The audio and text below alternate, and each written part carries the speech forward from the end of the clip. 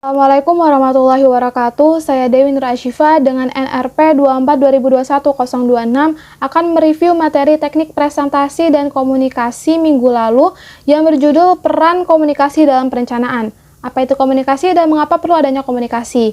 Komunikasi menurut Shannon dan Weaver dalam bukunya The Mathematical Theory of Communication bahwasanya komunikasi adalah bentuk interaksi manusia yang saling mempengaruhi antara satu sama lain, baik itu secara sengaja maupun tidak. Nah, mengapa perlu adanya komunikasi?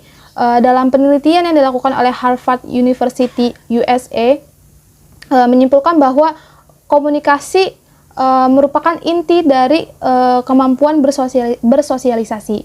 Nah, kemampuan bersosialisasi inilah yang merupakan skill penting dalam mencapai kesuksesan di berbagai bidang dan di dalam kehidupan kita. Nah, komunikasi ini erat kaitannya dengan perencanaan pembangunan. Apa itu perencanaan pembangunan? Perencanaan pembangunan adalah suatu proses kontinu dalam perubahan ke arah yang lebih baik dalam lingkungan masyarakat melalui serangkaian program yang disusun untuk masa yang akan datang. Karena perencanaan satu akan menghasilkan perencanaan kedua, ketiga, keempat, dan selanjutnya. Ini yang dinamakan dengan proses kontinu, berlanjut. Nah, apa itu perencanaan komunikasi? Banyak definisi tentang perencanaan komunikasi. Yang pertama yaitu proses mengalokasikan sumber daya komunikasi untuk mencapai tujuan organisasi.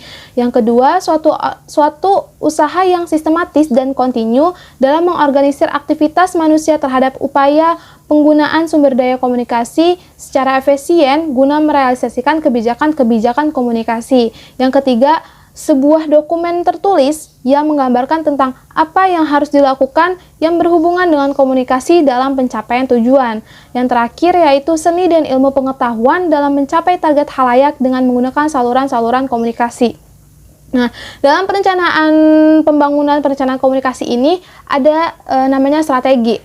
Dibutuhkan namanya strategi. Apa saja strateginya? Yang pertama, menetapkan komunikator. Nah, ini sangat penting, ini menjadi sumber yang sangat penting karena ini menjadi awal mula dalam mencapai kesuksesan ataupun kegagalan pada tahap selanjutnya. Nah, yang kedua yaitu menetapkan target sasaran dan analisis kebutuhan halayak. Nah, menetapkan target sasaran ini kita harus tahu kepada siapa kita menyampaikan dan apa yang harus dipersiapkan kepada target sasaran tersebut. Yang ketiga, menyusun pesan. Yang keempat, memilih media dan saluran komunikasi. Yang kelima, efek komunikasi apa yang diharapkan. Seperti pada umumnya, selalu ada tantangan dan rintangan. Nah, tantangan komunikasi dalam pembangunan ini adalah dari faktor komunikasi itu sendiri. Jika faktor komunikasi itu baik, bagus, efisien, efektif, maka akan menghasilkan kesuksesan dalam tahap selanjutnya. Namun jika faktor komunikasi ini buruk, tidak efektif, efisien, maka akan menghasilkan kegagalan pada tahap selanjutnya.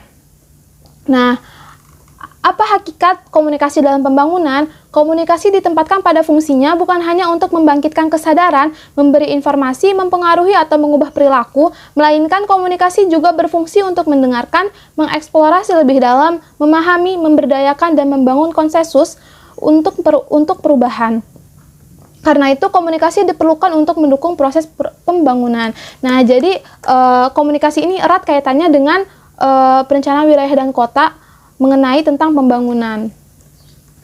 Ya, sekian dari saya, kurang lebihnya mohon maaf. Wassalamualaikum warahmatullahi wabarakatuh.